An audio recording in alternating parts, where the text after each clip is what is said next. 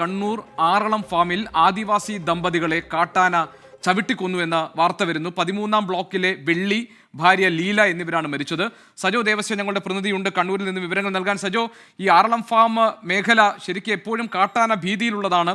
9-ാം ബ്ലോക്കിലാണ് കഴിഞ്ഞ 1-2 വർഷങ്ങൾക്ക് മുമ്പ് മറ്റൊരു മരണം നടന്നത്. കഴിഞ്ഞ 8-10 വർഷത്തിനുള്ളിൽ 10-14 മരണം കാട്ടാന ആക്രമണത്തെ തുടർന്ന് ആറളം ഫാമിൽ ഉണ്ടായിട്ടുണ്ടല്ലോ. എന്താണ് ഈ സംഭവം, എപ്പോഴാണ് ഈ സംഭവം ഉണ്ടായത്, വിശദാംശങ്ങൾ എന്തൊക്കെ?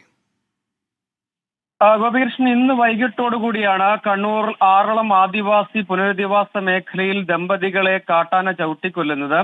കഴിഞ്ഞ ഏറെ നാളുകളായി പരിശോധിച്ചാൽ ആ മേഖലയിൽ നിരവധി ജീവനുകൾ പൊലിഞ്ഞിട്ടുണ്ട്. അവിടെ 50ഓളം കാട്ടാനകൾ ഫാം മേഖലയിൽ, അതായത് പുനരധിവാസ മേഖലയുടെ അടുത്ത് മാത്രം തമ്പടിക്കുന്നുണ്ട്. ഇന്ന് വൈകിട്ടോടുകൂടി അവരുടെ സ്വന്തം പറമ്പിലും ഒപ്പം ഫാമിന് നിർദ്ദേശിക്കപ്പെട്ട സ്ഥലത്തുമടക്കം കശുവണ്ടി ശേഖരിക്കുക എന്നത് അവരുടെ തൊഴിലിന്റെ കൂടി ഭാഗമാണ്. ഒപ്പം സ്വന്തം സ്ഥലത്തടക്കം കശുവണ്ടി വൈകിട്ടോടുകൂടി ശേഖരിക്കുന്ന തൊഴിലിന്റെ ഭാഗമായിരുന്നു ഈ ദമ്പതികൾ വെള്ളിയും ഭാര്യ ലീലയും ഉണ്ടായിരുന്നത് എന്നതാണ് പ്രദേശവാസികളിൽ നിന്നും ഫോറസ്റ്റ് അധികൃതരിൽ നിന്നും പോലീസിൽ നിന്നും നമ്മൾ ഈ ഘട്ടത്തിൽ മനസ്സിലാക്കുന്നത്. അതിനിടെയാണ് കാട്ടാന ഇരുവരെയും ആക്രമിച്ചത്. രണ്ടുപേരും സംഭവ സ്ഥലത്ത് വെച്ച് തന്നെ കൊല്ലപ്പെട്ടു എന്ന അത്യന്തം ദുഃഖകരമായ ദാരുണമായ വിവരമാണ് പുറത്തു വരുന്നത്. വയോധികരാണ് രണ്ടുപേരും. അവരുടെ പറമ്പിൽ ഈ കശുവണ്ടി ശേഖരിക്കുന്നതിന് വേണ്ടി പോയതായിരുന്നു. ഇതിനിടെയാണ് അപ്രതീക്ഷിതമായി കാട്ടാനയുടെ സാന്നിധ്യം ഉണ്ടായത്. ഓടി രക്ഷപ്പെടാൻ ശ്രമിച്ചെങ്കിലും കഴിഞ്ഞില്ല എന്നാണ് മനസ്സിലാക്കുന്നത്. സംഭവ സ്ഥലത്ത് തന്നെ വെച്ച് തൽക്ഷണം രണ്ടുപേരും മരിച്ചിട്ടുണ്ട്. മൃതദേഹങ്ങൾ അവിടെ നിന്ന് താലൂക്ക് ആശുപത്രിയിലേക്ക് മാറ്റാനുള്ള ശ്രമങ്ങൾ ആരംഭിക്കുകയും അതിലേക്ക് കടക്കുകയും ചെയ്തിട്ടുണ്ട് എന്നാണ് നമ്മൾ മനസ്സിലാക്കുന്നത്. കഴിഞ്ഞ ആദിവാസി പുനരധിവാസ മേഖലയിൽ മാത്രം, ഫാമിലെ മേഖലയിൽ മാത്രം നിരവധി കാട്ടാന ആക്രമണങ്ങൾ ഉണ്ടായിട്ടുണ്ട്. നിരവധി ജീവനുകൾ പൊലിഞ്ഞിട്ടുണ്ട്. ആ മേഖലയിലുള്ള ആളുകൾ, അവിടെ തൊഴിലിനായി എത്തുന്നവരടക്കം നിരവധി മനുഷ്യരുടെ ജീവൻ നഷ്ടമായിട്ടുണ്ട്. അതിലാണ് 2 പേരുടെ ജീവൻ ഒരേ ദിവസം നഷ്ടപ്പെടുന്നു എന്ന അത്യന്തം ദുഃഖകരമായ സാഹചര്യം അവിടെയുണ്ട്. ആ മേഖലയിൽ വിറക് ശേഖരിക്കാൻ പോകുന്നവർ, തൊഴിലിനായി ഇടപെടുന്നവർ, കൃഷിയിടത്തിൽ പ്രവർത്തിക്കുന്നവരടക്കം ഇത്തരത്തിൽ കാട്ടാന ആക്രമണത്തിന് ഇരകളാകുന്നു. ആ മേഖലയിൽ ആനമതിൽ ഉൾപ്പെടെയുള്ള പ്രവർത്തനങ്ങൾക്ക് കരാറാവുകയും അതിന്റെ പ്രവൃത്തിയൊക്കെ ആരംഭിക്കുകയും ചെയ്തു. പക്ഷേ അത് പൂർത്തീകരിക്കാനായിട്ടില്ല. അത് ഇഴയുന്നു ഒരു വശത്ത്, മറ്റൊരു സ്ഥലത്ത് ഫെൻസിങ്ങിന്റെ പ്രതിസന്ധിയുണ്ട്. അതുകൂടാതെ നേരത്തെ പുനരധിവാസ മേഖലയ്ക്കായി നിശ്ചയിച്ച് നൽകിയ സ്ഥലത്ത് അടക്കം വലിയ വനം രൂപപ്പെട്ട് ആ മേഖലയിൽ കാട്ടാനകൾ തമ്പടിക്കുന്നു.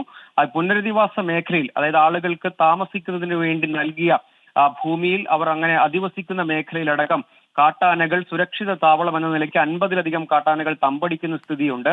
RRT സംഘത്തേക്ക് അവിടെ പ്രത്യേകമായി നിയോഗിക്കുന്നുണ്ടെങ്കിൽ പോലും വൈകിട്ടോടുകൂടി, അതായത് ഇരുൾ വീണ് തുടങ്ങുന്ന ഘട്ടം തുടങ്ങുന്നതിന് മുൻപ് തന്നെ ആ കാട്ടാനകൾ പുറത്തേക്ക് ഇറങ്ങുകയും ആളുകൾക്ക് ഏതെങ്കിലും നിലയ്ക്ക് കൃഷിയിടത്തിലോ അവരുടെ വീടിന് പുറത്തേക്കോ വഴിയിലോ നടക്കാൻ കഴിയാത്ത സാഹചര്യം ആറളം ഫാം പുനരധിവാസ മേഖലയെ സംബന്ധിച്ചിടത്തോളം ഉണ്ട്. സജോ, ഇതിനു മുൻപും സമാനമായ രീതിയിലുള്ള കാട്ടാന ആക്രമണം ഉണ്ടായപ്പോൾ CPM-ന്റെ പ്രാദേശിക ഘടകം, ജില്ലാ നേതൃത്വം വലിയ ശക്തമായ പ്രതിഷേധവുമായി രംഗത്ത് വന്നതാണ്. വനം വകുപ്പ് ഉദ്യോഗസ്ഥർക്കെതിരെ കടുത്ത നിലപാട് സ്വീകരിച്ചതാണ്. അന്ന് CPM ജില്ലാ സെക്രട്ടറി MB ജയരാജൻ ഈ കടുത്ത പ്രതിഷേധത്തിൽ വരികയും മാത്രമല്ല ആനമതിൽ എന്ന ആവശ്യം ശക്തമായി ഉന്നയിക്കുകയും അത് എത്രയും പെട്ടെന്ന് അത് നടപ്പാക്കണമെന്ന് എന്നൊരു ആവശ്യം മുന്നോട്ട് വെക്കുകയും ഒക്കെ ചെയ്തതാണ് 2022-ൽ. ഇപ്പോഴും ഇതൊന്നും പൂർത്തിയായിട്ടില്ല ഈ 2-2.5 വർഷമായിട്ടും എന്നാണോ നമ്മൾ മനസ്സിലാക്കേണ്ടത്? ഗോപീകൃഷ്ണൻ, അവിടെ ആനമതിലിന്റെ പ്രവർത്തനം ഭാഗികമായി, അതായത് അത് പൂർണ്ണമായിട്ടില്ല. അതിന്റെ പ്രവർത്തനങ്ങൾ നടക്കുന്നു, അതിപ്പോൾ ഇഴയുന്നു. കരാറുമായി ബന്ധപ്പെട്ട ചില പ്രശ്നങ്ങളുണ്ട്. ഒരു ഭാഗത്ത് ആനമതിൽ നിർമ്മിച്ചിട്ടുണ്ട്. പക്ഷേ ഇപ്പോഴും ആനമതിൽ നിർമ്മിക്കുക എന്നത് മാത്രമല്ല, നിർമ്മാണം പൂർത്തീകരിച്ച ആനകളെ, പുനരധിവാസ മേഖലയ്ക്ക് അകത്തുള്ള ആനകളെ വനത്തിലേക്ക് തുരത്തേണ്ടതുണ്ട്. അങ്ങനെയെങ്കിൽ മാത്രമേ അവിടെ ഒരു സുരക്ഷിത കേന്ദ്രമായി മാറുകയുള്ളൂ. ആനമതിൽ ഇല്ലാത്ത പ്രദേശത്ത് ഫെൻസിങ്ങും വേണം.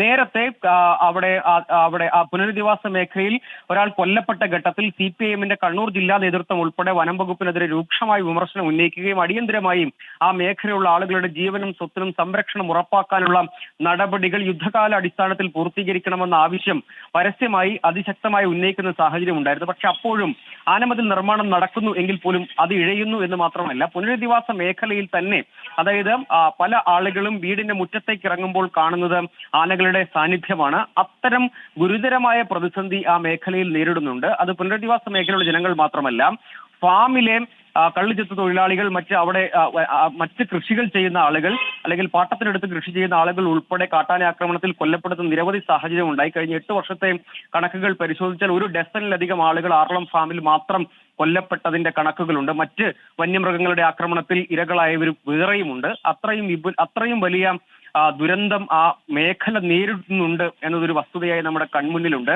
അതിനിടെയാണ് 2 ജീവനുകൾ കൂടി പൊലിയുന്നത് എന്നത് അങ്ങേയറ്റം ദാരുണമാണ്.